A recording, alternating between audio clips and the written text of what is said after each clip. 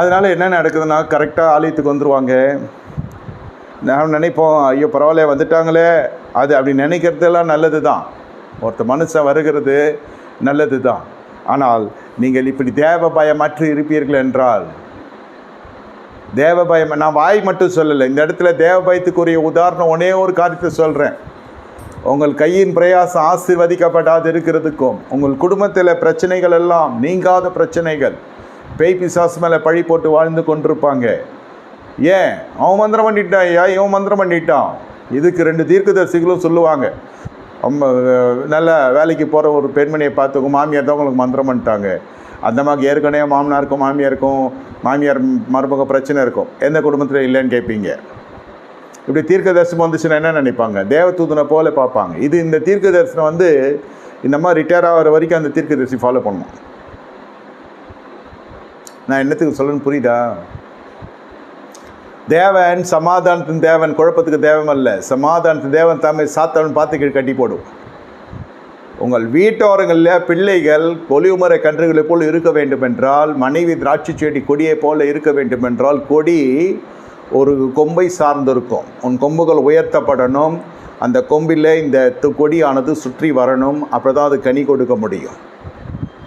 நல்லா புரிந்து கொள்ளுங்க. நீங்கள் கனி கொடுத்தால் தான் ரசம் கிடைக்கும். திருமண வாழ்க்கையில் நீங்கள் கனி கொடுத்தால் தான் அனுதினமும் ஒரு திருமணத்தில் கிடைத்த ரசம் என்ன சுவையான ரசம் எதை குறிக்கிறதுனாக்க குடும்பத்தில் சந்தோஷமும் மகிழ்ச்சியும் நகைப்பும் களிப்பும் கம்பீரமும் காணப்பட வேண்டும். இல்லாவிட்டால் பிரச்சனை ஆகிடும்.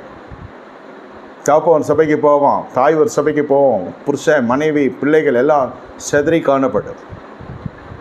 இதில் தாய் சபை வரும், இதில் பெந்தகோஸ்து சபை வரும், இதில் என்னென்னமோ சபைகள்லாம் உள்ளே வந்துடும். நானும் என் வீட்டாரும் கர்த்தரை சேவிப்போம் என்ற அந்த வசனத்துக்குள்ளே வராது. திருமண நேரத்தில் எல்லோரும் மாயக்காரர்களைப் போல கணவனும் மனைவியும் வேடம் போட்டு வேஷம் தரித்து ஒத்துமையாக இருக்கிற குடும்பத்தை போல காட்டி அந்த விவாகத்தை ஒழுக்கு பண்ணுவாங்க. இல்லைன்னா எவன் பொண்ணு எடுப்பாங்க வீட்டில், எவன் பையன் எடுப்பாங்க வீட்டில், யார் திருமணம் செய்வாங்க பசங்களை? உங்கள் தரத்துக்கு ஏற்றபடி பார்க்குற பொழுது இந்த பசங்களாம் காணப்படும். இல்லைன்னா நம்ம தரம் தாழ்ந்து போனோம், அவர்களுக்கு அது ரொம்ப பெரிய இடமா காணப்படும். தூரத்தை பார்க்கறதுக்கு உள்ளே பார்த்தப்போ அந்த பிள்ளைகளுக்கு ஒரு நல்ல மாதிரியே இருக்காது. காரணம் எப்பொழுதும் கணவன் மணி சண்டை போட்டு கொண்டே இருக்கிறாங்க. இதுக்கு என்ன தான் தீர்வு?